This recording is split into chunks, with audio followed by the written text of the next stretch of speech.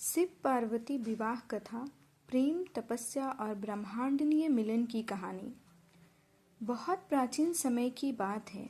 हिमालय की गोद में बसे एक दिव्य राज्य में पर्वतराज हिमवान और उनकी पत्नी मैना देवी निवास करते थे। उनके घर एक अद्भुत कन्या ने जन्म लिया, जिनका नाम पार्वती रखा गया। जन्म के समय ही ऋषियों ने भविष्यवाणी की थी कि यह कन्या स्वयं आदि शक्ति है और एक दिन महादेव शिव की अर्धांगिनी बनेगी। पूर्व जन्म सती।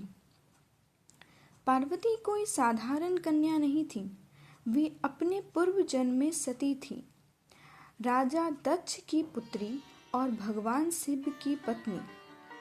राजा दक्ष शिव से घृणा करते थे। एक बार उन्होंने विशाल यज्ञ का आयोजन किया, लेकिन जानबूझकर शिव को आमंत्रित नहीं किया। अपमान सह न पाने के कारण सती ने उसी यज्ञ कुंड में अपने प्राण त्याग दिए।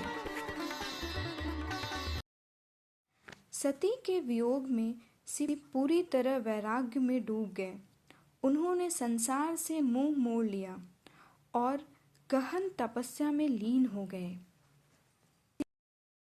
पार्वती का जन्म और बचपन।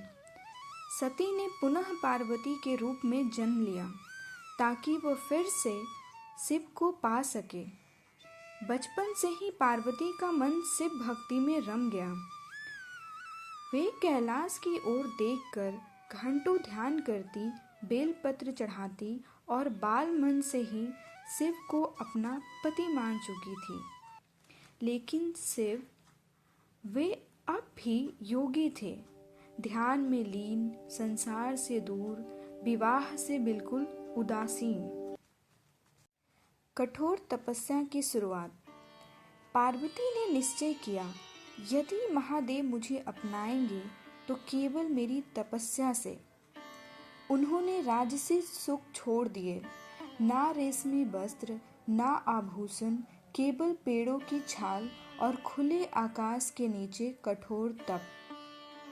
कभी वह केवल फल खाती, फिर केवल पत्ते और अंत में निर्जल निराहार तपस्या की। उनकी तपस्या से पृथ्वी कांपने लगी, देवता चिंतित हो उठे। कामदेव का प्रयास और भस्म होना। देवताओं ने सोचा, यदि शिव विवाह नहीं करेंगे तो संसार की रक्षा कौन करेगा। उन्होंने कामदेव को शिव की तपस्या भंग करने को भेजा। कामदेव ने पुष्पबाण चलाया, लेकिन जैसे ही शिव की समाधि टूटी, उनकी तीसरी आंख खुल गई। क्षण भर में कामदेव भस्म हो गए।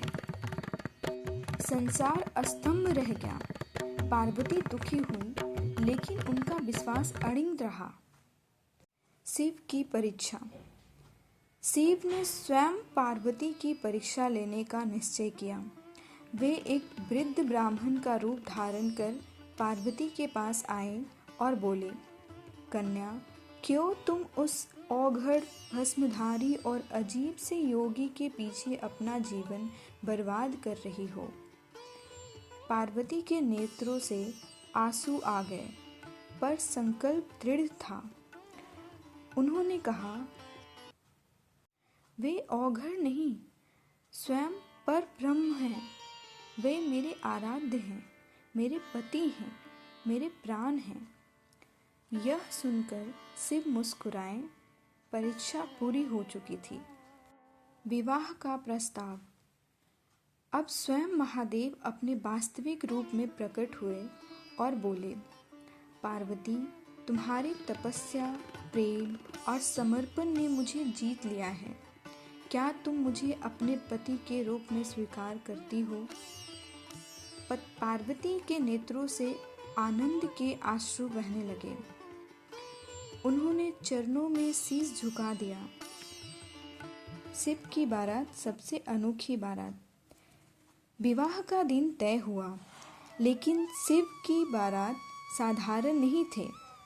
बारात में थे भूत, प्रेत, पिचास, नागन, योगी, ना कोई सजे हुए रथ, ना सहनाई, केवल डमरू की ध्वनि और हर हर महादेव का जय घोष। जब यह बारात हिमालय पहुंची तो माता मैना डर गई। उन्होंने सोचा, क्या यही मेरी बेटी का दूल्हा है? लेकिन पर्वतराज हिमवान ने समझाया, देवी, यह साधारण वर नहीं, स्वयं महादेव है। विवाह का पावन क्षण। विवाह मंडप सजा। ब्रह्मा ने मंत्र पढ़े, विष्णु ने कन्यादान कराया। जब पार्वती ने शिव के गले में बरमाला डाली तो वह औघड़ योगी साक्षात महादेव बन गए, तेजस्वी, शांत और दिव्य। पूरा ब्रह्मांड प्रफुल्लित हो उठा। शिव शक्ति का मिलन। यह विवाह केवल दो व्यक्तियों का नहीं था, यह था तप और त्याग का मिलन, पुरुष और प्रकृति का संतुलन, शिव और शक्ति का एक होना। पार्वती बनी अर्धांगिनी और शिव बने अर्धनारीश्वर। कथा से सीख। इस कथा से हमें सीख मिलती है कि सच्चा प्रेम धैर्य मांगता है, तपस्या और विश्वास से असंभव भी संभव हो जाता है। स्त्री शक्ति ही संसार की आधारशिला है। अगर आप भी सच्चे प्रेम और भक्ति में विश्वास रखते हैं तो सब्सक्राइब करना ना भूलें और कमेंट में हर हर महादेव जरूर लिखें। धन्यवाद।